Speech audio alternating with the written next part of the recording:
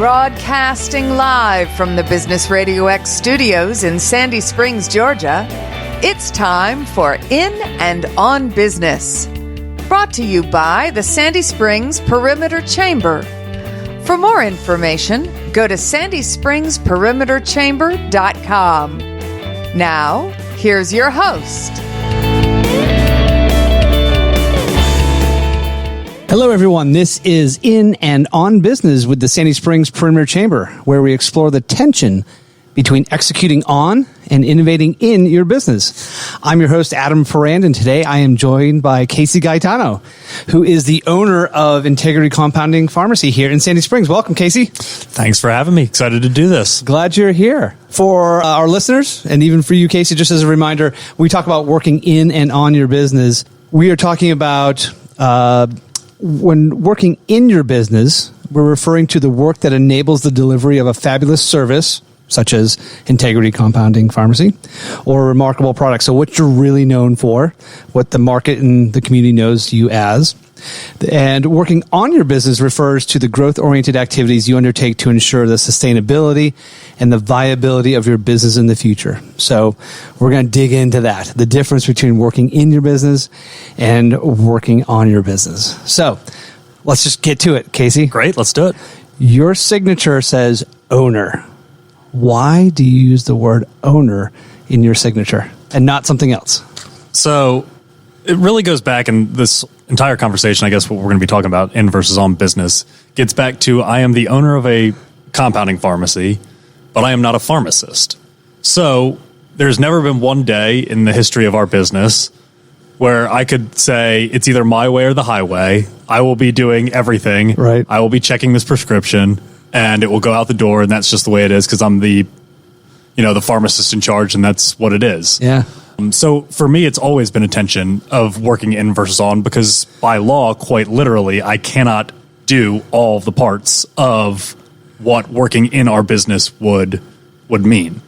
And so for me, and I still talk about this in hiring all the time. I say the best part about our business is that I'm not a pharmacist. The worst part about our business is that I am not a pharmacist because it forces me to clearly delineate the things that I do versus what our team of pharmacists do. Right. And that's been basically the structure around which this conversation we'll be having today revolves around. Yep. So using the word owner in your signature, and only owner, right, sends the right signal. Yeah, for me, well, a lot of, everybody else, most compounding pharmacies, the owners are pharmacists. And so a lot of times it'll be PharmD this, right, and what board certifications they have. And then either most of them are the pharmacists in charge. Some of them end up passing that off at some point. Right. But that's what it's on to talk about. But for me, it's more on the business side of things. Yep. Where it does get to be working on the business. Yeah. And that's what's going to make this conversation great, right? Hopefully. Yeah. So we're going to focus on working in your business. So when working in your business, what strategies or tactics have served you well so that you get the best out of yourself and or your team?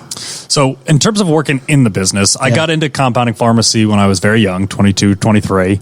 And my job at that time was basically to do all of the stuff that nobody else wanted to do at the beginning. Right. So it's like some of it, I guess, maybe in hindsight seems obvious, but I'd never thought about things like, how do you make sure that the trash people come pick up your trash once a week?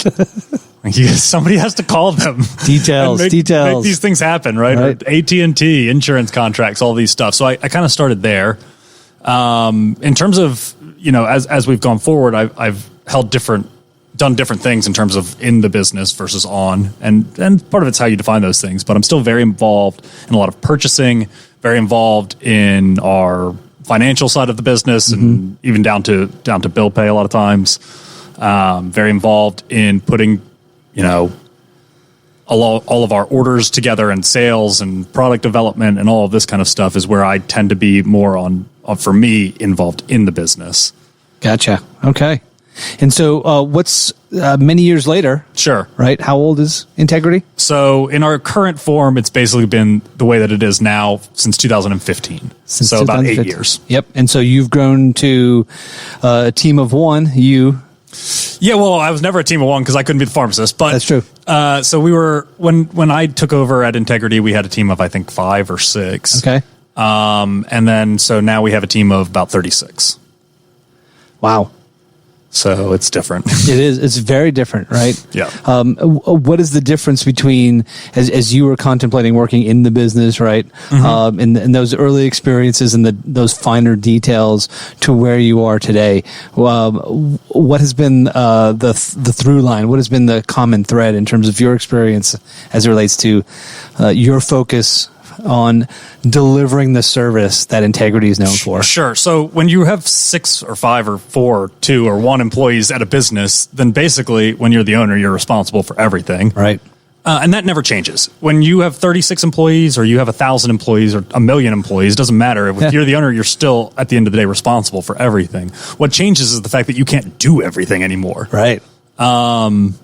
So there's a delegation side of that. And to me, one of the biggest parts is intentionality, which is, okay, if I don't think about this and I just try to respond to every email and phone call and employee that knocks on my door or whatever in the moment, it's very overwhelming.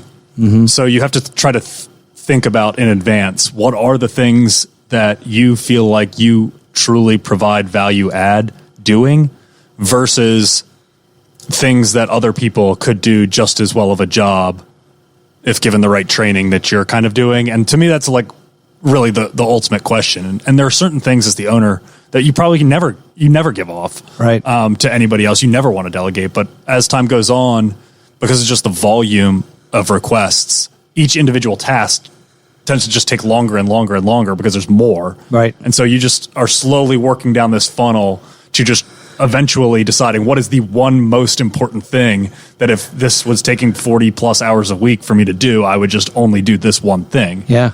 I think, for us and for me, I always said that we would know our business was super successful if I could just sit in a dark room all day and just think about what we should be doing. Right.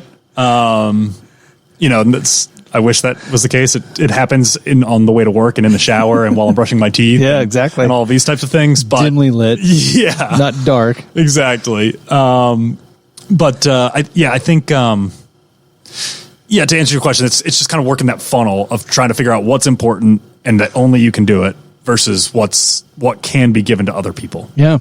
And so are there new systems or new protocols, new processes that you're relying upon now that you didn't rely upon many years ago? Yes. Or even last year, the last 2 years? Yeah. We're constantly reinventing processes and all of that kind of stuff. I tell people whenever I do interviews for hiring, I'm so very involved in the hiring process. I always say, if you don't like change, then don't say anything. Just get up and leave.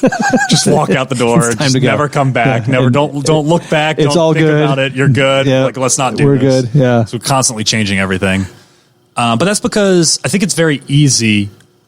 It's very easy to understand that what works when you have 5 employees doesn't work when you have 50 and definitely wouldn't work when you have 1,000 employees. Right. People understand that. Yep. What I think people don't understand is that what works at 1,000 employees doesn't work at 50, and what works at 50 also doesn't work at 5. It's actually bi-directional in terms of scale with different things. And so if you are a growing business, you can't, somebody that runs Coca-Cola or something can't just be like, oh, well, here are all of our processes for our 100,000 employees. Just institute these with your team of 30. Yeah. It doesn't work.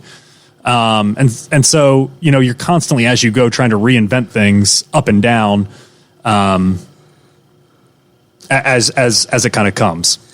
And so in the face of new regulations, in the face of other regulatory constraints that you have, is that born out of just the sector that you're in and the service you provide? Or is that change, does that come from within? Is it internal or is this much really external? This is a great question. Yeah. So definitely being part of pharmacy and what we do in compounding is one of the most highly regulated parts of probably the entire economy. And there are certain rules about doing things like quality management meetings and standard operating procedures that we have to have by law. Thank goodness. Right, exactly. Yeah. Well, the general public should be very happy that these things are in place. Yes. Right, so we have to have some frameworks for that type of stuff as a business. But we try to carry that over into other things because, again, kind of back to some of the scale stuff. When you're, 2 or 3 employees, a doctor calls in and says, hey, could you make this for me? And a lot of times if it's just maybe back in the day, that would be just me and a pharmacist. We sit there, we look at each other, we think about it, and decide whether we want to pursue that or not and what that would mean. But now, we have 4 or 5 salespeople out there doing it full time. We've got 10 to 15 people answering phones all day long. We've got a lot of people working in the lab. And so it's not just one question that comes in per week that we have to decide whether we want to do it or not, but there's 30 questions that are coming in per week about whether we should do things. And then, we're trying to build out systems such that if one doctor, let's say one gastroenterologist, called in and asked about a particular product in April 2023, and I did 3 hours worth of research, and we decided whether to do it or not. Well, if another gastroenterologist calls in April 2024, we're trying to build out systems so that we don't have to, we can remember what we said and what we did and how we did it. And all of that kind of stuff. And so we don't have to keep answering some of these same questions over and over again, because I know that sometimes I'll be halfway through researching something. I'm like, I've done this already. Kind of like reading a book, you get 3 chapters in, you're like, wait a minute, I've read this book. So we're trying to build out those types of systems. And a lot of that to me is taking all of the information that's in all of our pharmacists' heads, my head, and our salespeople's heads, and putting that into some sort of, procedure such that we can learn from each other. And we can save that information over time. Wow. So, to provide more context for the listeners, you would describe your environment as a high mix, sort of low volume environment, or do you work on a low mix, high volume in terms of the pharmaceuticals that you compound for your clients? So in the grand scheme of things, we're kind of a little of both. So a regular retail pharmacy, like your corner CVS, Walgreens, Kroger, whatever. A busy store might process 500 prescriptions in a day, or a really busy store might process 700 or 800 prescriptions in a day. And usually at most of those types of places, they're going to have one pharmacist on duty. And then just depending on what their hours are, it might be split between 2 different people, or one person working like 3 or 4 12s or 4 10s or whatever the case might be. It just kind of depends on their hours. But a busy store would say do 500 to maybe 800 retail prescriptions in a day.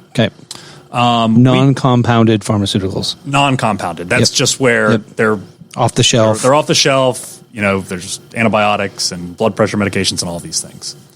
So and 1 to 2 pharmacists might be able to cover that for a day, just depending on exactly how that's set up.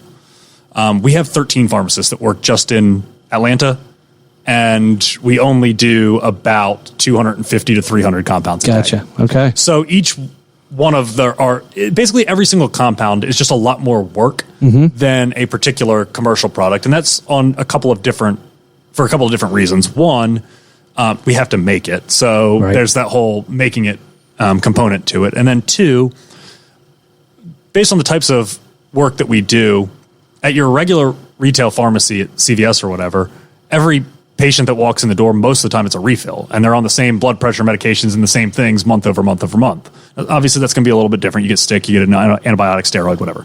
But a lot of times, you have your CVS and you've been going there for the last 8 years because it's the one that's most convenient to the house, and they give you good service and whatever. For us, it's a lot of new patients. And not only is it new patients, it's new patients that don't know what a compounding pharmacy is, and depending on how that conversation went with their doctor or their nurse, they might not even know why they got prescribed a compound. And so it's a lot more work on the front end. We're getting payment. Insurance doesn't cover most of what we do. So a lot of times it's cash pay, so it's explaining that whole process to them, and then it's got to be made, and then it's got to be, in most cases, shipped to the patient. Sometimes they do pick up, but we probably ship about 90% of what we make. So then you've got that, and then you've got what pharma does. Hospitals a little bit different, but you've got what pharma does. Pharma runs these massive batches that are going to go towards thousands and thousands, and if not tens of thousands of people in a single batch. That's very traditional manufacturing. Whereas when we're doing it, a lot of times we're making batches of one. So we do a lot of one-of-ones. So it's very time and labor intensive to just make that single compound that's going to make a specific difference for an individually identified patient. So it's a very it's kind of, we're in the middle of all these different things that are kind of going on. Some things we do batch for up to maybe a few hundred patients. But a lot of things, about probably over half of what we do is one-of-ones. Gotcha. And so your primary relationship is both with the physician and the customer, the ultimate patient, right? Who is ultimately the customer who will receive this specialty combination. So we, the slogan that I made up was, our patients are our patients and our doctors are our customers. So gotcha. Okay. the patients are very important to us. Absolutely. That's ultimately who's paying the bills. Right. And that's who's getting the medication, and that's who we want to get better if that's the case, or maintain whatever they're trying to maintain, depending on what it is. So they're very important to us. We, think very highly of that relationship between us and our patients. Right. But our sales and marketing are geared toward the doctors of those patients. Gotcha. Such that, if you are a particular patient, you go into your doctor, it might be that 98 out of 100 people need one thing, but when that doctor realizes that you are in the 2 out of 100, they think A, compound, and B, integrity compounding pharmacy. So that's what we work with a lot of times, a lot of salespeople. It's that 2-part sale. It's like when to use a compound, and if you are going to write a compound doctor, please send it to integrity versus some, what other choices that you would have. Yeah. So does that, culturally speaking, at integrity, does that phrase, your patients are your patients and your doctors are your customer, is that imbued in every part of the work that you do? I think it is. And I always catch myself saying I never want to diminish the work that our customer service and patient services team do with our patients. Right. But from a strategy standpoint, meaning my job, that's who I'm thinking about. Is why doctors would write compounds, or we don't always work with doctors. Sometimes it's with hospitals, sometimes it's with other pharmacies that are outsourcing different things, whatever. Right. Okay. But that's who I'm thinking about, is those people as being the people that are trying to prescribe something or to handle something that they don't want to do themselves, and therefore they want to use us for that service. Yeah, brilliant.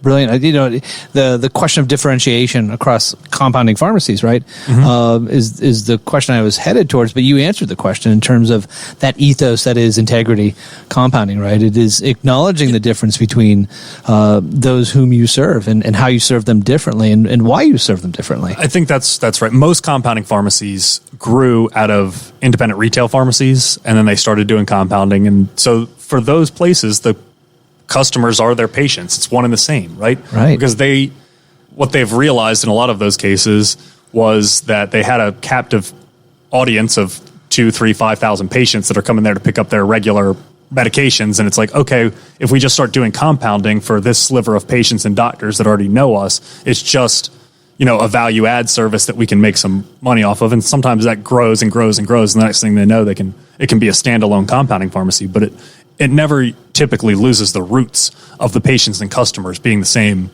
people, and that's what their marketing is geared toward. They're doing Facebook things, and social media is more important to them than it would be to us, and all that kind of stuff. But for us, I really do think that a lot of our job is to make our doctors look good. Yeah, I want my whole goal is that the patients not necessarily go tell me that we did a good job with our compound, but that they go to their doctor and they go back to their doctor and say, wow, that recommendation you made was great. The company took great care of me and it worked. And thank you, doc. That is more where we are geared toward than just that individual relationship between us and the patient. Awesome. So beyond that mantra, how do you get the best out of your people on a day-to-day basis?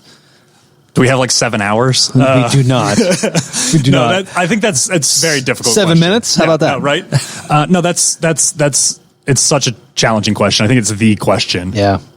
In terms of building an organization, is how do you get the best out of your people? Because ultimately, all of the words and the things. I mean, it's still human beings that have to do all of those things, and so I think it really is the ultimate question.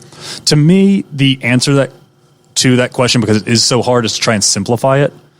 And what that means to me is if our company aligns on one axis, right? The patient's professional life is a second axis, and their personal goals and ambitions in life is a third axis. Okay. If those three things intersect, what I've typically found is that most problems just kind of take care of themselves because everybody's incentives are aligned. If it makes sense for them professionally and personally to have this job, and what they do and what they bring to the table is a good fit for what we are looking for in that particular role, Yep. then typically any sort of personal issue or lack of motivation, it kind of just all falls away.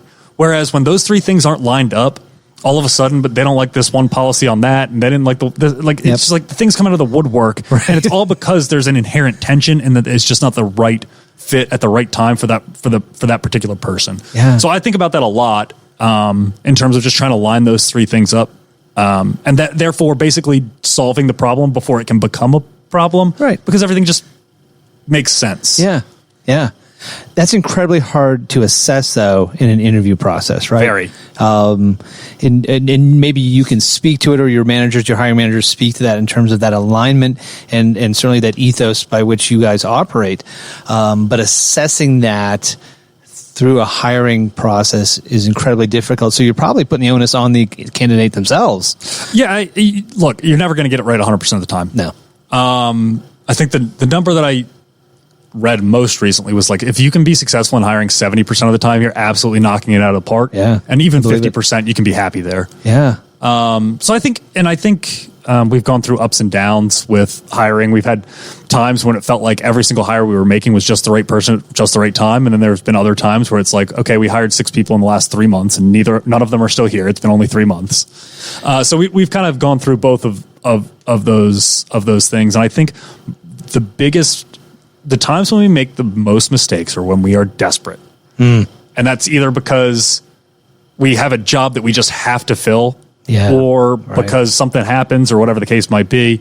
And I almost always look back at it and I'm like, yeah, we made that decision because we were desperate. Yeah. And so we try to stay ahead of it. That keeps us out of being desperate, but that brings us into this other thing that's kind of important called the budget. Small thing. It'd be great to have an extra person at every position, but that's not how it works. And so you try and balance those things the best that you can. But yeah, it's hard in the interview process. So we try to select for people that like change, that are motivated, that are curious, that are that honestly the question that to me matters the most in an interview process is, why do you want this job?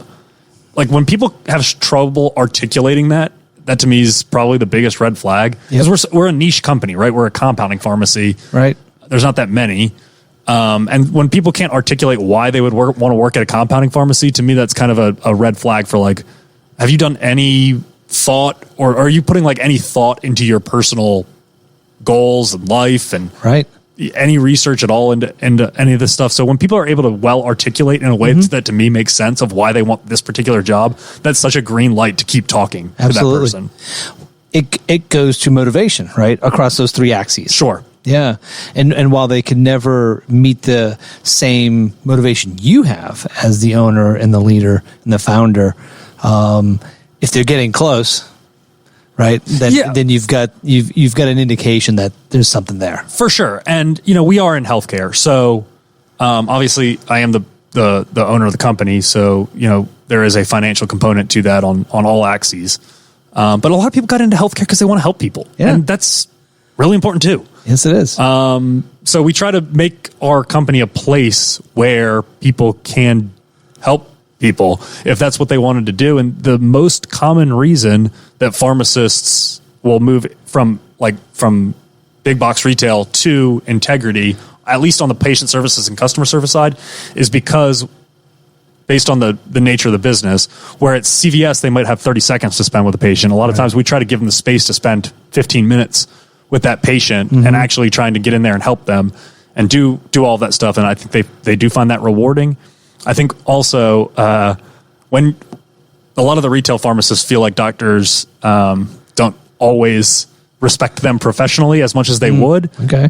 And I almost have to untrain that out of them, because when they come over to our side on the compounding side, those same doctors are calling because they have real questions. They don't. They know that they want something, but they don't know exactly how to write it. Yeah. And so those pharmacists are like, wait, a doctor hasn't really asked for my opinion about something in 5 years. And all of a sudden they start to ask me my opinion all the time.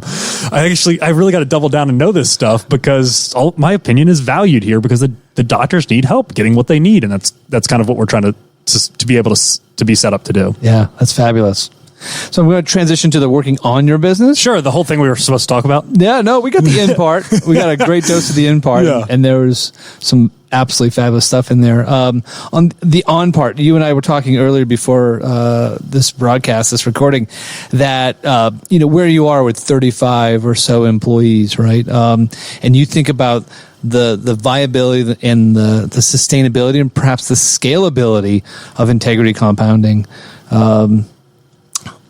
Where are you in that working on the business part? So you mentioned, some of the things that you're trying to delegate, that you do delegate, some of the things that you're in the mix on in terms of the operations at Integrity. But when you think about hiring new people and the prospect of hiring new people, or you think about systems development within your organization that may take certain tasks away from others, and perhaps automate them. Like, what does the future look like when you think about when you're going to switch that gear, change that gear into I'm working on my business now. What does that look like right now for you? So a couple different things. At its roots, pharmacy is a scale business, right. Meaning, and in healthcare, a lot of things are not great scale businesses because people are getting paid for their time, right? When we're on the pharmacy side of things, we're not getting paid for our time. We're getting paid for the prescriptions going out the door, which it naturally lends itself towards being a scale business. Right. In addition to that, with compounding, very high fixed costs compared to most pharmacy operations, just because it is at the end of the day, it's a very small batch manufacturing facility. And the actual costs of the drugs that we're using to compound are typically quite low as a percentage of what that product looks like. So from that reason, I always think about compounding as a very scalable business on most axes. The hard part to scale is actually the institutional knowledge of how to do everything correctly and how to sell it and all of that kind of stuff. Yeah. So when I think about working on the business from a sales and actual production standpoint, a lot of that is working on processes that will build institutional knowledge across employees, such that, as you grow, you got 10, 12, 15 pharmacists, you're going to have different people there every day. Can you still do everything you need to do when 2 or 3 employees are out? And then in terms of sales, do all of those salespeople know what they need to be saying in front of doctors, and then that coordinating with the patient services folks. So you never want it where a salesperson goes into a doctor's office and says, hey, this is how to prescribe this. The doctor does it exactly that way. They get a call back from the pharmacist saying, you didn't do this right at all. And then they turn around and look at the salesperson like, what did you tell me? So everybody's got to be on the same page with all that stuff. And so I do think about that from a process standpoint. We do that. We tend to hire younger pharmacists, generally speaking. So there's a lot of learning and training to be done there. Right. But that's where we do a lot of meetings and a lot of internal teaching and internal learning about how to do all of this stuff, and then try to put it together in a way that it's actually written down and saved, such that anybody can go back and find our notes on a lot of these things, and kind of build on that. With other types of processes, I mean, it's kind of the same thing on the other side of things. There's all the different parts of running a business. There's invoicing. There's payables, receivables, purchasing, inventory, all of these types of things. And again, that's just, to me, I spend a lot of time trying to think about processes such that somebody else could do what I have been doing or what somebody else has been doing. And then if that person were to leave, and we had to rehire for the next person, how long would it take them to figure out how to do the job? Because if it takes 2 years to figure out how to do purchasing, that's not going to work, because that's not necessarily a job that you're going to keep somebody for the rest of their life doing. And we need to have it done in a way such that somebody new would be able to come in and figure it out. Right. And so that's what I spend a lot of my time doing, is trying to build those processes. Yeah. And so there's that documentation, that memorializing of institutional knowledge. Is that really just a hard transcript of a documentation of conversations? Are you recording audio conversations? Are you recording them in video? How are you capturing this huge amount of knowledge that you have? So a lot of it's mostly written. So as a pharmacy, we have to have written SOPs on a lot of things, and that's where a lot of things will start. But then a lot of times we will make basically reference documents with instructions, supplemental documents that kind of just walk you through doing it the right way almost. Yeah. And so, for instance, with purchasing, I know that they just added yesterday, they added a box that could be checked so that somebody with an iPad can just have the iPad and know where they are in the doing it and all. But it sounds really simple that we just added a check mark to the document. Right. But it's allowing people to basically figure out across hundreds of different SKUs what we need to purchase on a weekly basis without constantly getting lost in the middle of what they're doing. It was so simple. It's like, why did we not do this 5 years ago? But it's little things like that. And then, that document, now it's made, whoever's doing purchasing now might move on. Somebody else comes in. Well, that little check mark's not going away. And so it's going to help the next person too, even though it's weird. Like I think institutional knowledge is something that's kind of fascinating to think about. Yes, but nobody's going to talk to that person about the times before the check mark. The check mark. Yeah, right. They're just always going to know that the check mark, what the check mark's for and why it exists and how it keeps you from getting mixed up when you're in the middle of things. And so those are the types of things that you build on these process. You just iterate over and over times thousands of different things. Yep. And that's, to me, is how you ultimately build an organization. Yeah. So you've got regulatory requirements in terms of SOPs and documentation, and then you add on really what makes integrity unique and special from an operational standpoint. Do they live in the same place? Do they live on the same platform, or do you have separate platforms? I'm curious. What does this look like? Yeah, we keep electronically? we keep everything on Dropbox. Yes. Shout out for Dropbox. Sorry, I guess sure. Shout out for Dropbox. So we really keep everything on Dropbox in different folders and different things, and almost everything. I mean, there's a couple things that I keep in private Dropboxes and HR files, stuff like that. Yeah. But for the most part, any document that has to do with anything for our company, somebody could just look up on their first day of work and just be like, huh. Very cool. I guess that's the invoice that we sent to this doctor 6 years ago. Yeah, and it's that institutional knowledge that is absolutely critical for your future success, particularly when you think about working on your business and scaling your business. Sure. Right? That stays with the organization and it's not lost with the individual as they make a transition out. So, and I think that's right. And so I guess in terms of the on the business stuff, I think I could divide it almost into internal strategy and external strategy. Right. Internal strategy is all about processes and how we move the pieces around the chessboard and who should be doing what and how we should be doing certain things and all of that stuff. And then the external strategy is all about how do we present ourselves? What's our brand? Do we know our brand? Mm-hmm. The doctors know our brand. Do our own employees know what our brand is? Right. Then obviously sales is the next step down that, and just trying to understand, okay, do we want to get involved in allergy compounding? Do we not want to get involved in allergy compounding? Do we want to do fertility? Do we not want to do fertility? And if we do those things, what does it mean for the rest of the way the business works? Yeah, moving forward. The allergy doctors typically, typical turnaround time on a lot of this stuff in the industry is 4 to 6 weeks. Wow. Sometimes. In our fertility and genetics program, if they call it 5, they want us to ship it at 5:25. So, how do you have an organization that can handle these big batch runs for allergy on this hand? Right. But then the second a reproductive endocrinologist calls in and wants a fertility med, everybody drops what they're doing and make sure it gets out the door that day. Yep. Those are two conflicting things. So how do you run processes side by side so that you can do both things? Or can you do both things? Should you pass on one? Right. Or can you do both? What similarities do they have? What differences do they have? That's to me that is the essence of working on the business.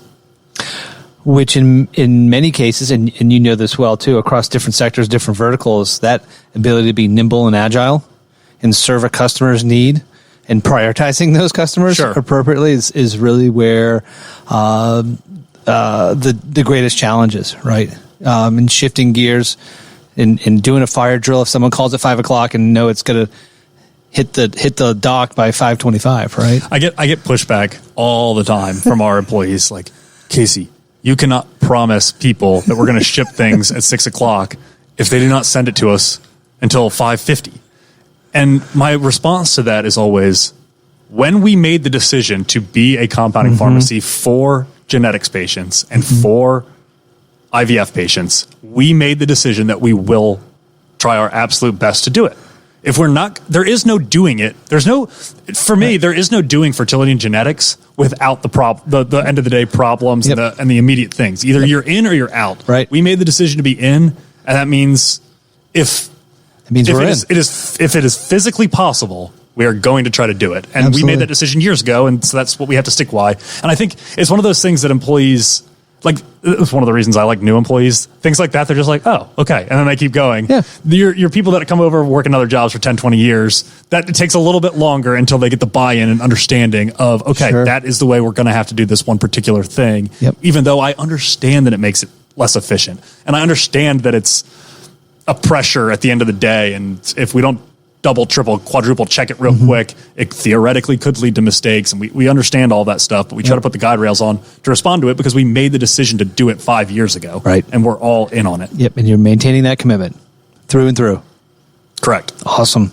So, Casey, you lead a group for us here at the Sandy Springs Perimeter Chamber that it's got many names, but I'm going to just call it a mastermind group. Sure. Because I think that's the most accessible. I never use the same name twice, so good. We'll go with mastermind. So you've got a front row seat to a lot of other business leaders who are challenged with particular aspects of their running their business, scaling their business. And so you've received advice and counsel Sure. from those folks. You've also provided that as well. As it relates to working in and on your business, what advice would you give our listeners and how to best balance that? I guess the advice that I would give is that it is a balance. It's never going to be all one way or all the other way. Yeah. One of the things that I think is most important for understanding your business is, at least at the beginning, sometimes it's doing your own books. Like when I talk to business owners that outsourced that function from day one and didn't happen to come out of like accounting or some other job where they had to understand how to do that, and they outsource it from day one, I'm like, how could you? I don't understand personally how you can understand your own business without doing your own books, at least for a little while. It's fair. And so again, would my counsel be do your own books for the rest of your life, even when it's taking 80 hours a week just to do the books by yourself? No. But I think there's parts of it that you have to just do yourself at the beginning, even though it's inefficient. Right. It's the whole point is that it's inefficient because you got to learn it. And so again, that's why I talk about it as like a concept of a funnel, because at the beginning you have to do everything yourself, basically. Do. Yeah. And then you can start either outsourcing it or you start hiring for it, right? But everything at the beginning is this giant funnel. And so you've got to start slowly working that funnel down in terms of what you're going to concentrate on and what you're going to try and either delegate or outsource. But I guess my one piece of advice was you can't go too hard in either directions, because you do have to truly understand being in your business. Right. And I like, our pharmacists that no longer work necessarily in workflow all the time. I always tell them that they've got to be in workflow at least once in a blue moon, so that they understand, they can still remember what the pharmacists that are in workflow are looking at. Right. So when they're building the processes to help the people that are in workflow, they remember what workflow feels like. Right. And I feel the same way for myself, granted not on the pharmacist side for me. No. But still, like, occasionally answering a phone call or dealing with an angry patient and understanding why they're upset is not the worst thing to have to get your hands dirty in order to like truly understand the strategy of what you should be doing. Right. So again, it's kind of that balance. If you go too far out, you start to lose touch a little bit with exactly what your company is. Well, and what you should be doing changes. Yeah. Right. And it doesn't have to be the most efficient thing all the time. It does not if you've made that commitment, right? You've made that commitment to your customers, to your patients, to a community, to an organization, and then on behalf of all your employees as well, right? I think that's right. Yep. Yeah, that's awesome. Casey, share a little bit about where potential customers and patients might be able to find you. Sure. So we're over at off of Dunwoody Place, so we're North Sandy Springs. Feel free to call the pharmacy, drop by the pharmacy. We do try to get to doctors in terms of getting, but if you're a patient that is either on compounded medication or has questions about compounded medication, please feel free to call the pharmacy. Find us on Google. Our website is mixedwithintegrity.com. That's probably the best way to start. Yep. Yeah, I think that's honestly it's old school. It's calling. People don't call anymore, but in our businesses, there's like so many exceptions and nuances and this and that and the other thing that it's very difficult to automate down to like different things. So we just prefer people to call us and just say what their problem is, and we'll try and respond the best we can. Yeah. What's the number? 404-815-1610. And I can say I've been to your pharmacy before. The place is buzzing with phone calls. So It is. I know they call. They do. It is old school, right? It is. Mix it with integrity.com is great. But when you have the question and you want to talk through it, That's definitely the way to go. that's the best way. Casey Gaetano, owner of Integrity Compounding Pharmacy. Appreciate you being here today. Appreciate your leadership in our community as well. And thanks for these wonderful insights on how you can and should be working in and on your business. Thanks, Adam. This was fun. I enjoyed it. Thanks, Casey. Yep.